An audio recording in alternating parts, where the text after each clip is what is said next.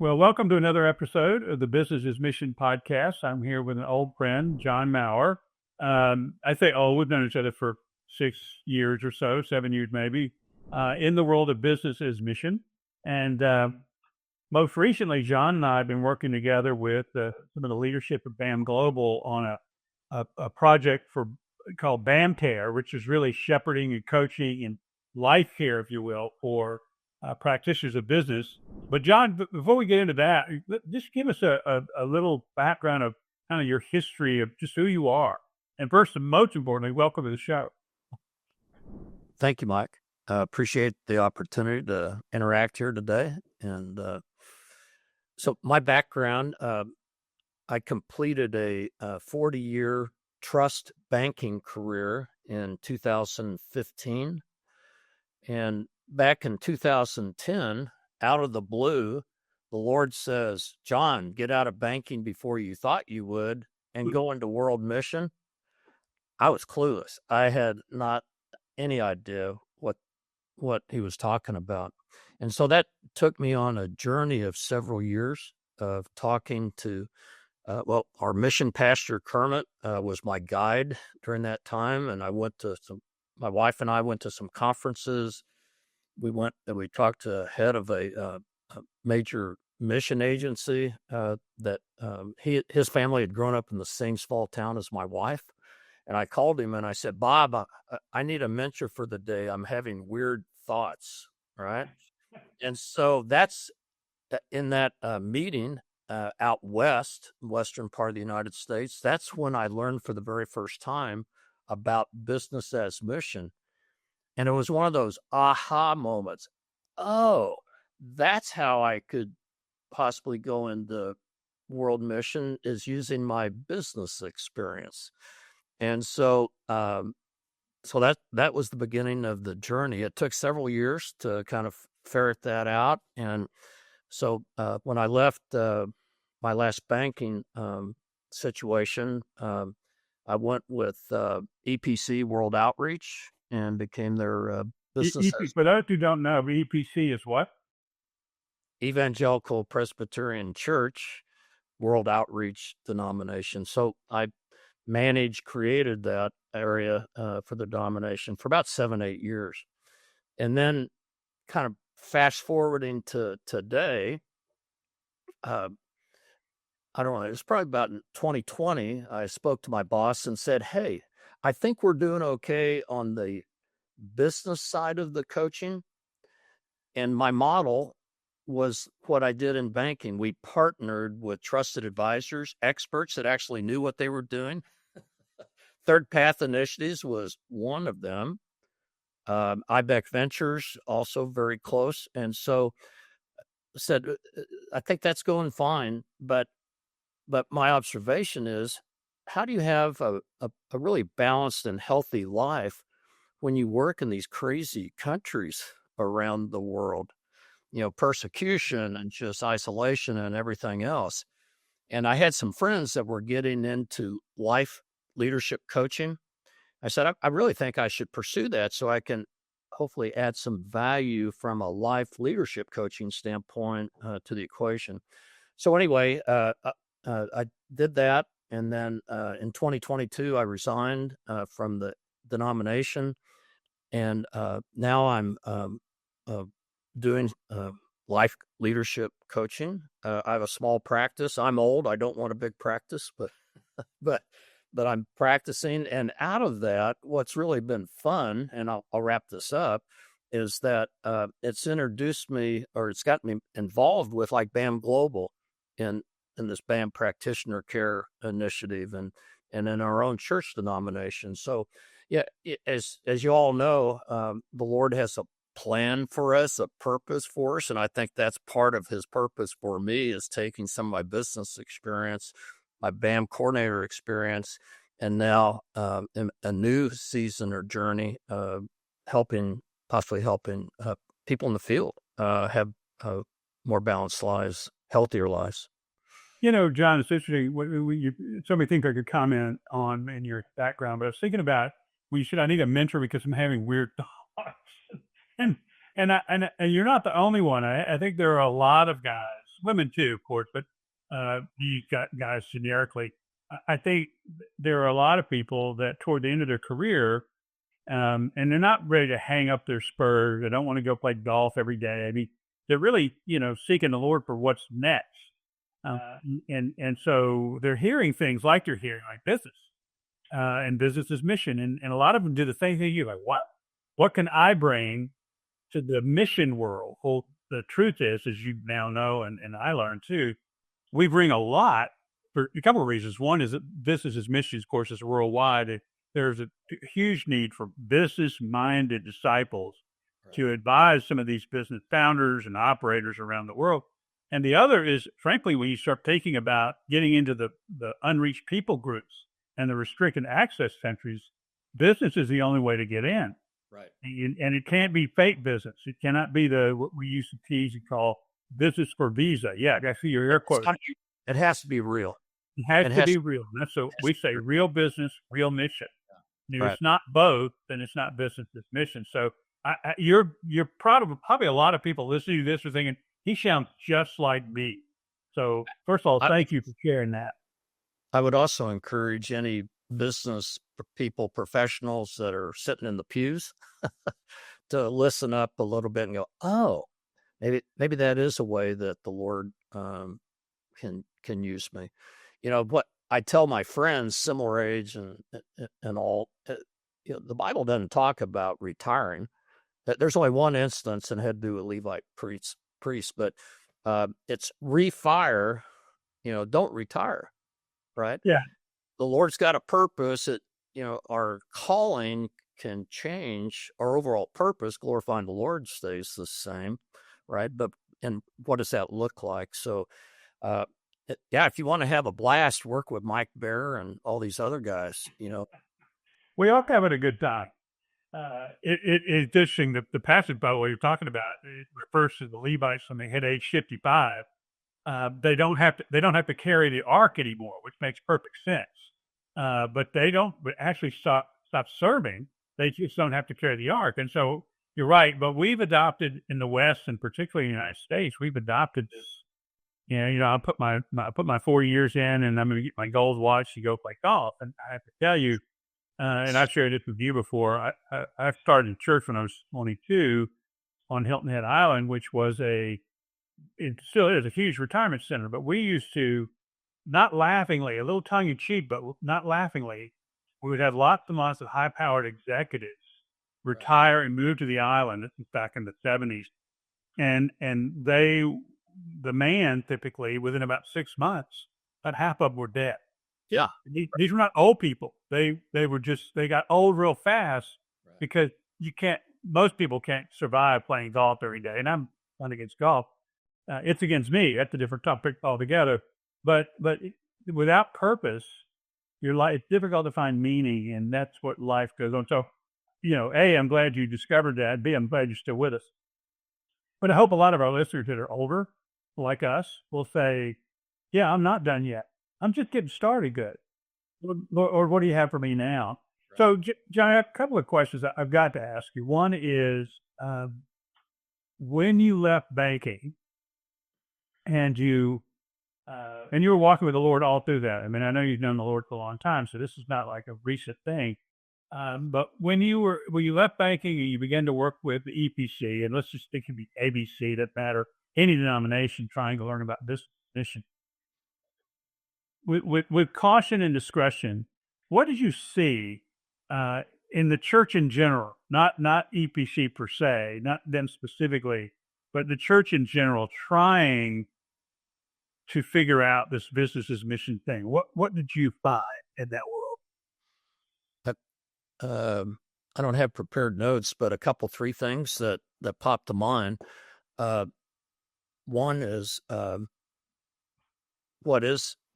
first of all, those organizations are primarily pastors, right? They don't have a lot, if any, business people or professionals.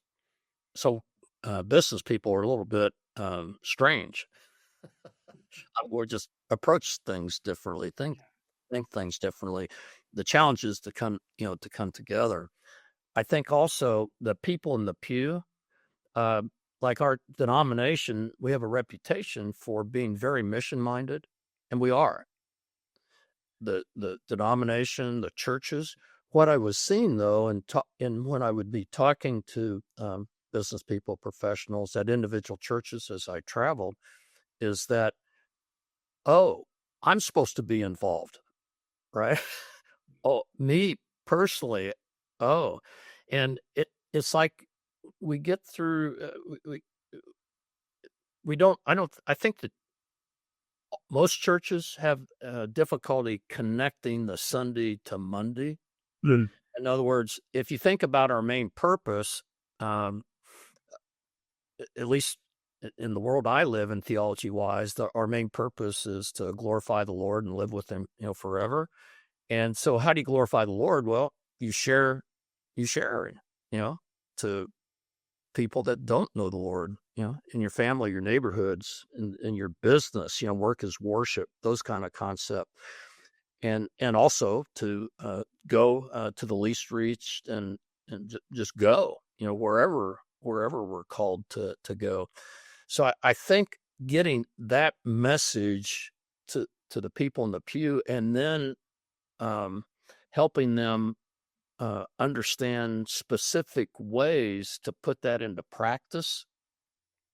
As you may know, one of my favorite phrases is, and I steal it from Jesus, is, he would be talking about the Pharisees, and he'd say, you hear the word, you say the word, but you don't put it into practice. So how can we put the Great Commission in practice and glorify the Lord?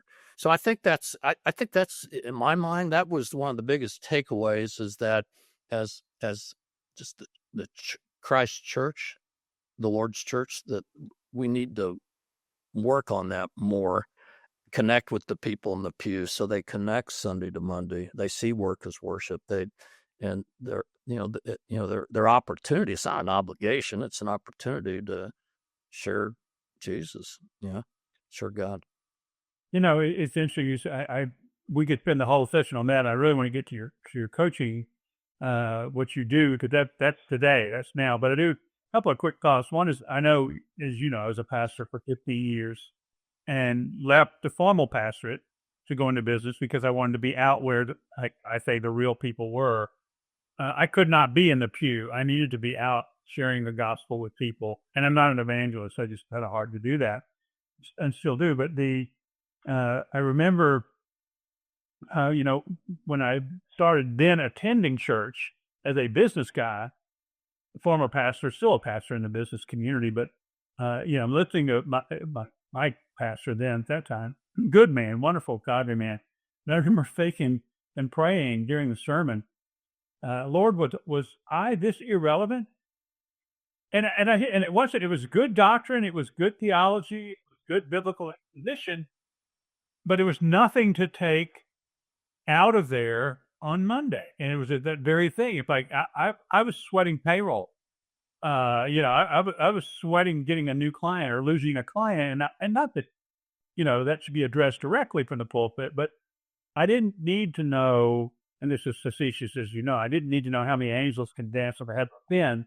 I needed to know how to pray and rest in the Lord and get Right. wisdom for whatever I was facing. And I think that contributes to this gap you're talking about. We're not, we weren't equipped to go out. We wanted to go out, but A, we didn't know we could, and B, we didn't know how. And so I appreciate you saying that. That's really powerful. So the only follow up is, it's really been interesting of late, like last 6 weeks. I've got 4 or 5 active conversations going right now with 4 or 5 different organizations, and they're all talking about connecting Sunday to Monday, and business people getting involved. It looks to me like the Lord is moving. There's something afoot, at least here in the Midwest. I just got back from a missions conference in Vancouver, British Columbia, and I came away with the same thing, that God is working powerfully among business people really around the world. And that's what business is mission. That's what the movement is.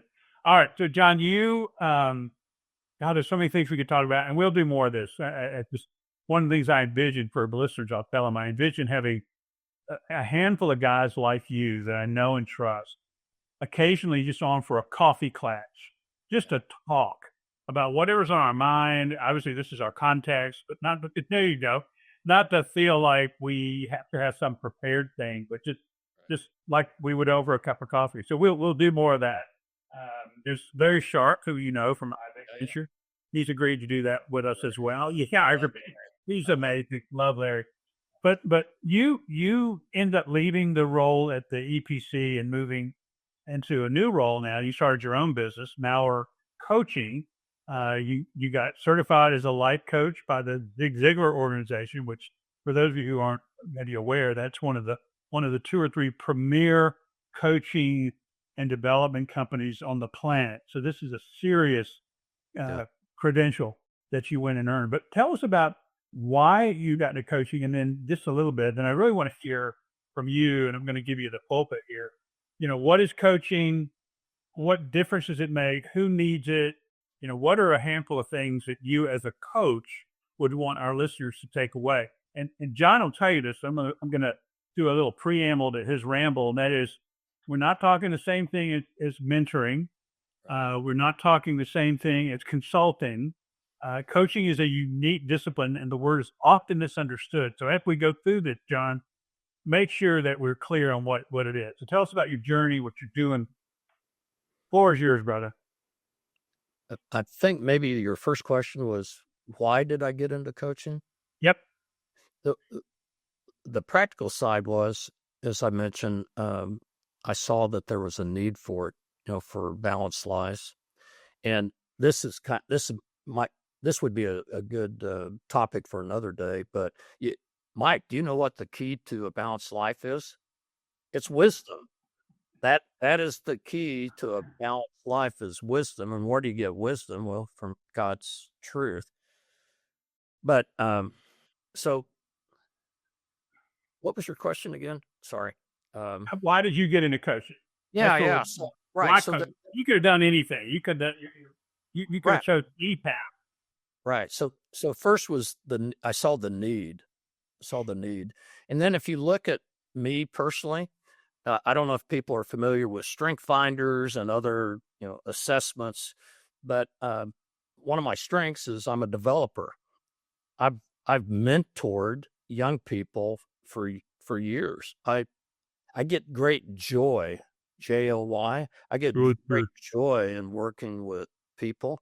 When I was in banking, they paid us money to consult. We tell them what to do. We had the experience, and that's part of the contrasting is with mentoring, and specifically now we're talking about coaching. You don't necessarily tell people what to do. You ask questions, right? And you help them discover. So I'm in my sweet spot with the Lord right now. It's like, and what I loved about the Ziglar organization, and most of the organizations that I'm really familiar with are faith-based that are coaching organizations. Yeah. But it lined up so well with my personal faith, the coaching, what we're trying to help the individual do and move on. And then from a business standpoint, it's like, oh yeah, I did this for 40 years, like business planning, strategic plans, that kind of thing. Oh yeah, this resonates. That's what I've done, So it was consistent with my life, and now an opportunity to invest in others. And that gives me a lot of joy. So yeah, that's why I did. Those of you who don't know John speaks truth here. I mean, he's got such a heart. He's a very humble guy. He wouldn't say he was. No humble guy would. But he cares a lot about people. And so when I hear you say you saw the need and you really wanted to see people develop, and it suits your personality, the coaching versus telling. I mean, you can. I mean, you got a D side of you to talk about this model. You got that. But you've learned obviously that people take hold of what they discover themselves versus what they're told to do. And in coaching, that's vital. So John, when you also the next question in that litany of questions I threw at you all at once the second question with the idea of, all right, so you win the coach to see people grow. You coach to develop others, to see them flourish, to see them gain balance and wisdom in life, which is joyful, right? The beautiful thing. How you touched on this a little bit, but make just for the sake of definitions and precision, what is the difference? How do you explain the difference between coaching, mentoring, and consulting? And there are other words we could throw in there, but those are kind of the big three that I hear people use interchangeably, and I know they're not. They're related, but they're not the same. How do you describe that, and why do you choose coaching? You've already answered a little bit of that, but I want to tie it together that way. Yeah, I'll run through my short definitions first. Yeah, so mentoring, showing people how, showing people who are. Let me back up. It's helping people understand how they can do things better, and then also introducing them to people in their particular space. For about 8 years, I mentored a half dozen young people. They were 20-somethings. They became later 30-somethings and early 40-somethings, right? And and they were all bankers. I didn't necessarily do their job, but I understood. And then I was able to introduce them to people that actually knew specifically how they could do their job. So I think mentoring is partially it's come alongside, but it's also introducing them to people that can help them. Skill sets is a lot of it. So they're connectors in that sense, right? Yes. They're not just advisors; they're connectors. Yes, connectors, very much, and that's a really helpful clarification.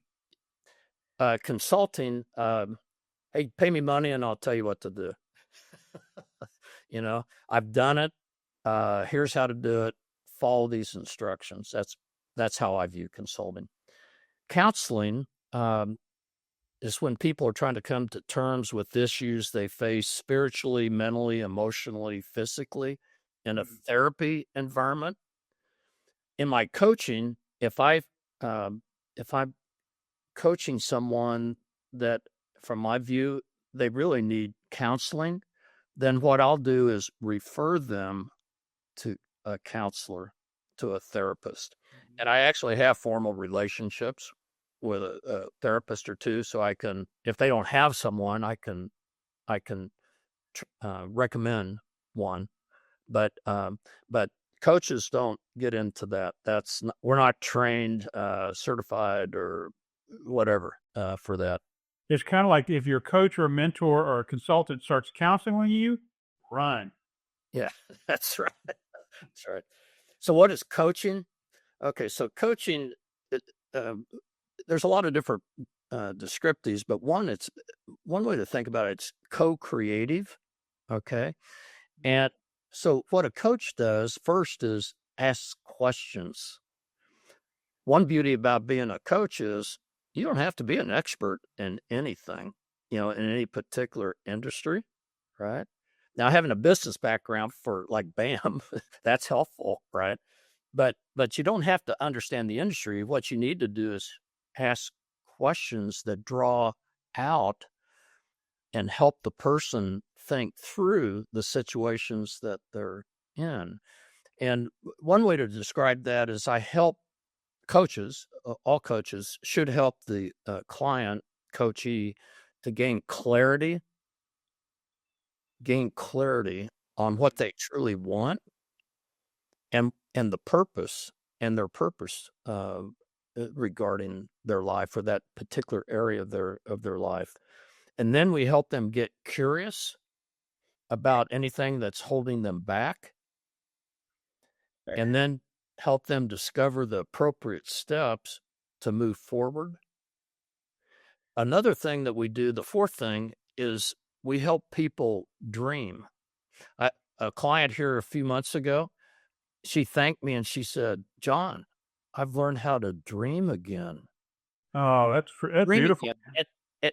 Dreaming, the cool thing about dreaming is that when you have a strong enough dream, a vivid enough dream, and this ties in with your why, then it provides the inspiration and motivation that you need to fulfill that dream. Yeah, John, I know you got, there's a fifth one on your list, but I got to ask you, I want you to dig down a little bit because when you said that, it just struck me how many people I know that this life has beat dreaming out of them. Oh yeah, They right, stopped doing that when they were kids. right. You dreamed of this, they dreamed, and we're not talking about just what you want to be when you grow up. We're talking about much bigger things than that. Well, what? Come to that just a little bit. Well, there's parts to dreaming.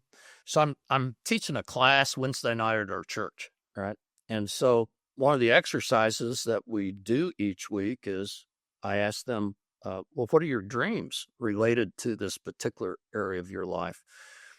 And so one, they always kind of rear back, like, well, I don't know, and then so let's take you and I, we both have grandkids, right? So I won't coach you. I won't put you on the spot right now. But if you were dreaming about something related to your family, your grandkids, I would ask. So, Mike, it's been 2 years since we've seen each other. How you been? How you been? That dream you were working on, with the grandkids. How is that? Could you describe that to me? And usually it's kind of slow. And I said, well, what's it look like? What do you visualize? Okay. Well, what's it sound like? What's it sound like? So, like with the grandkids, I hear the grandkids when I visualize and I dream. I hear them. Uh, Smells, because a lot of my dreams with the grandkids are like outdoors. You live in the mountains, so I smell the pine trees. I I smell that stuff. So it's getting not you get all your to truly dream. I think you have to get all your senses out there to bring it alive. And then if your dream is big enough, oh my gosh, that provides the inspiration, the perspiration to do the things that you need to do uh, to to attain those dreams. And if your dreams align with the Lord's purpose for you, wow, look out! That's good stuff. Again, we could go all day on this. One quick thought, and then get you because that was the fourth of several points you were making. I think you had a fifth point coming up. Besides coaching people to dream, Right. but I think about the Christians I know. Well, people in general, but Christians in particular, they just don't dream. They either feel like it's selfish or pie in the sky, and yet the characters of Scripture, they might have not used the word, but they were visionary. They dreamed of I mean, Hebrews 11 is all about dreamers. Not one person in the book in Hebrews 11 got what they were dreaming of, but they persevered anyway. I would throw out to any band practitioners or anybody out there that uh, in my career, I met with clients all the time. And so, I'd work up the agenda and then I would visualize the meeting. I would go through the whole meeting in my head, right? I would anticipate what questions they had, what jokes I would say, what I need to cover, you know. And so when I met with the client, I had that meeting and the meetings went better. And you're not doing that to manipulate the meeting. You're doing that to serve. I haven't used that word, but that's what coaching is about, is serving, right? So if you've taken that time and kind of worked through through that visualization, you can serve them a lot better because you've already thought about a lot of what's going on. The customers always throw you curveballs, you know, you're not going to think of everything, but you're better prepared. And, Yeah. I would throw out maybe especially in multicultural situations, the better prepared you are, maybe the conversations will go. I don't know. But so So coaching, you're helping people dream. You're asking them questions to help them dream. What came after that? What other? It was I think a fifth one on your list, or maybe a sixth one. well, that's a good question. get curious. Well, let's see, gain clarity, get curious about anything holding them back, and then discover the appropriate action steps. Is that what you were asking? I Or think that's where you were going. Yeah. What are you going to do about it? Right. yeah, yeah, because it, if again, if you don't have an action plan, then it was kind of a waste of time. I mean, you could argue that it was a waste of time. So, one thing that coaches help their clients by insert them is to help them develop the tools so that they can take those steps. Probably the most simple thing and most effective thing, if you go to back to Benjamin Franklin, from the Revolutionary War days, the U.S. He had you go to his website or the foundation website, 13 Virtues. Are you saying Ben Franklin had a website? Well, not the foundation has a website, right? But Ben had 13 Virtues, and his lead paragraph describing the 13 Virtues was, you need to get rid of those bad stinking habits and replace them with good habits, right? I'm Zig Ziglar, that's one of his main points. The fastest way to success is to replace the bad habit with a good habit. Solomon said there's nothing new under the sun. I don't know, Franklin's 250 years ago. He was saying, get rid of the stinking habits and replace them with good habit. So all I'm saying is that's part of the dreaming, and the analysis is, what do I need to do? If I get more clarity, what do I need to do to improve relationships with my spouse, with my kids, with my workers, especially like a multicultural deal with the government officials, just, businesses deal with everybody. So what can I do? And if I have some bad habits, then I probably need to, not probably, I need to move on. That's why one reason why I just love the coaching, because it's like never ending, right? And so, and the other thing, I'll end this, but Franklin also says, but do just one at a time, right? And maybe start small, right? And that's what we coach. Start small, do one at a kind. And then when you kind of get that down, then add another one and then another one. So, in a year, you've changed 35, 40 you've got rid of 35, 40 bad habits. That's a lot. Although I wouldn't say about you. I mean, you have a lot more than that, Mike. So I do have a lot more than that. yeah. So, but the point, the so that's why it's fun to coach. But that's where we see that really the goal is, one of the goals terms is transformation in people's lives. How can we? So let me turn the corner and we'll start kind of heading Yeah, toward the border, as they say in farm country. But uh, in the world of business as mission, you and I are working on a project together, along with Joe Plummer, and soon to be a host of others, trying to formulate an approach or a series of approaches and resources for business as mission practitioners around the world who are having life issues, not business issues. There's lots of resources to help with that, but life issues, family issues, stress issues, loneliness issues, all kinds of things. Not to the level that need a counselor, not to the level that they need to go to a therapist. Some do. I mean, a word of love to our business mission brothers and sisters. Y'all, some of y'all need to go to see a counselor. That's a fact. But many really just need somebody to come alongside them the way you described coaching, and that's what we're looking at as a group. I want you to kind of put your BAM global project leader hat on for a moment and talk to the audience about, okay, you're a BAMer or a BAMer who is struggling with fundamental life issues. Again, we're not talking about pathology. We're not talking about, psychological trauma. We're talking about this is stuff people deal with. right. How would you approach them if they were to call you for coaching? What could they expect? Hmm. Okay, well, that's an interesting question.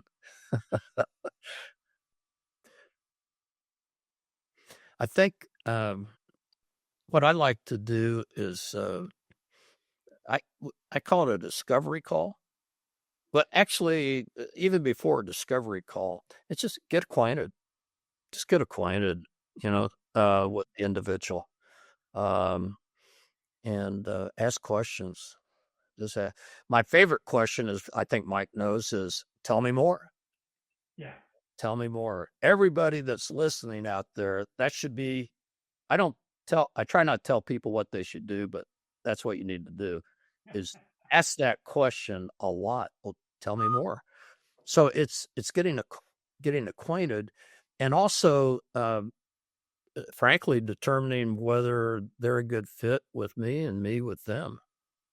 I think that's It gets very personal. I mean, it's got to be yeah, a it's good. very personal. So, uh, nothing against them, not hopefully nothing against me, but we just might not be a good fit, you know. And so I think that's really important to determine that early on, right? But But with a discovery call, so the next step, discovery call, and I pose some questions ahead of time, and so they start thinking, and it starts tying in with their purpose and their why, and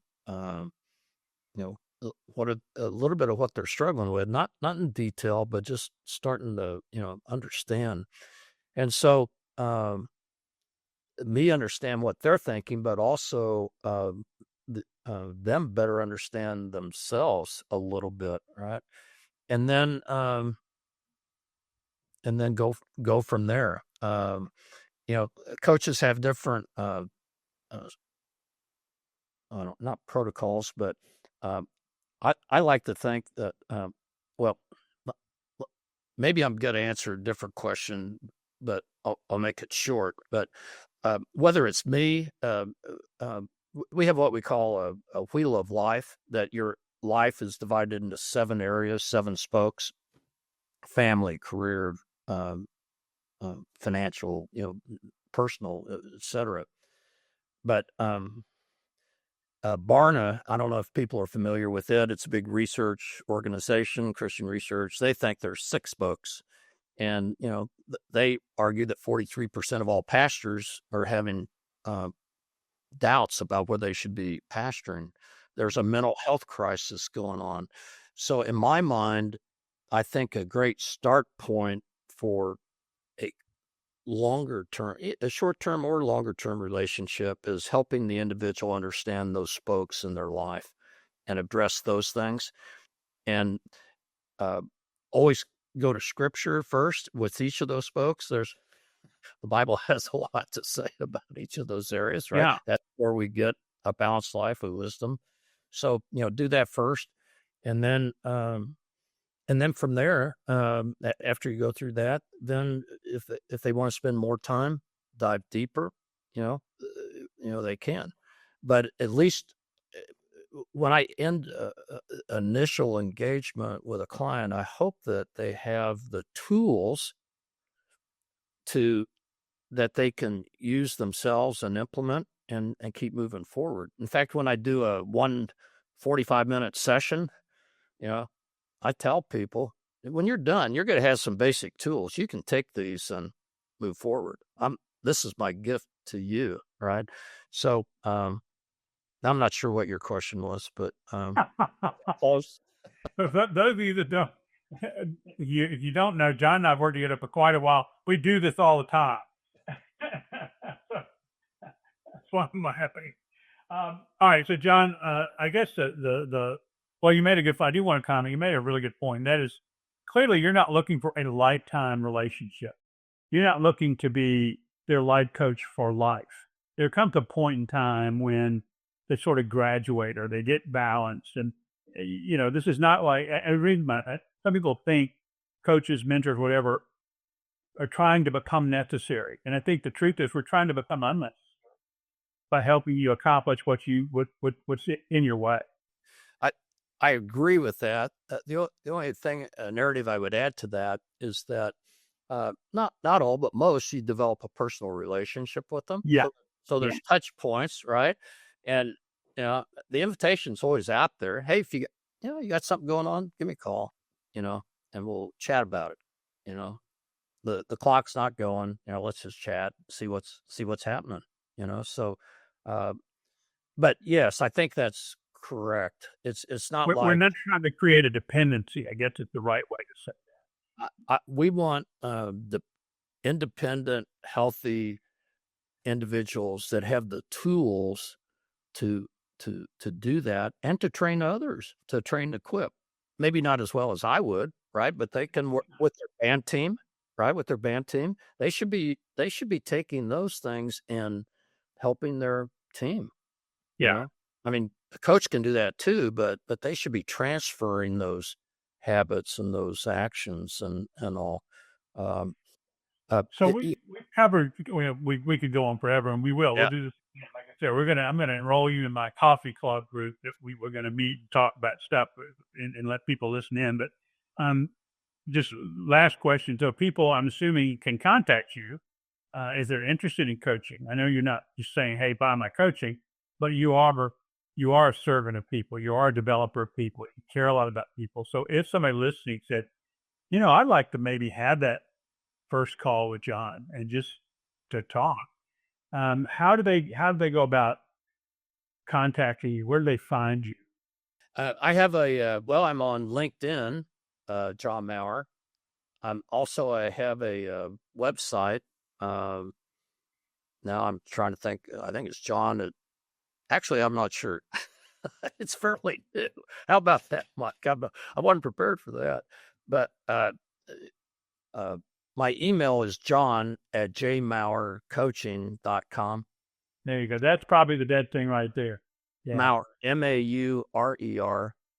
And all of this will be in the show notes, folks. So you can go out there and look. And Mike just put you in contact with me too. Yeah, I'll put all this stuff in there. John is open. Is the point? Anybody that will say, "Hey, you want me to get my cell phone number?" He would, by the way. But if you want to, I'll put it in there. But at least a lot of people can't call. A lot of our listeners live in places that calling would be very difficult. Yeah, and there's other coaches that are experienced. So, it's just not me. So, but I would encourage anyone, any band practitioner to seek out and just check it out.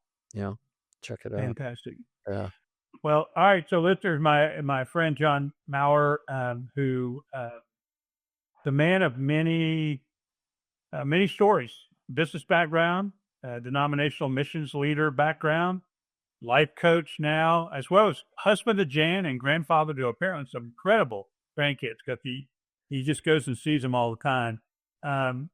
But we are both. I don't style myself as a coach the way he does. He's a certified, experienced coach.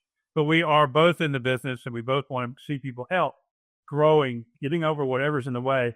So I encourage you guys to learn more about this. Reach out to John, get to know him, have a conversation. There's so much need, and if you enjoyed the conversation, please like this podcast, like this episode, rate us, subscribe to us so you don't miss an episode, and tell a friend about us because we want to keep getting the message out. And I'm going to give the last word to John always. So John, your fingers in the air with me there. I have one more thing to say. So I am a BAM Global sponsor. I just thought so you can see me on the website. Oh, that's right. That's right. Yeah. He'll be on the BAM summit coming up in May. Yeah, right. He'll be one of the leaders there too. So I'll be prepared. John's ubiquitous, as we say. He's everywhere. I'll be prepared for that question next time. All right. Last word of wisdom, advice to the group, and we'll sign off. I would leave you with one definition. Success. Success is the maximization of the gifts and talents that the Lord has given you individually. That's biblical success. It is. Right. So powerful. I'll leave you with that. Yeah. That's a great place to land. John, thanks so much for being with us. All right. Thank you. I appreciate it very much, Mike. Thanks, John.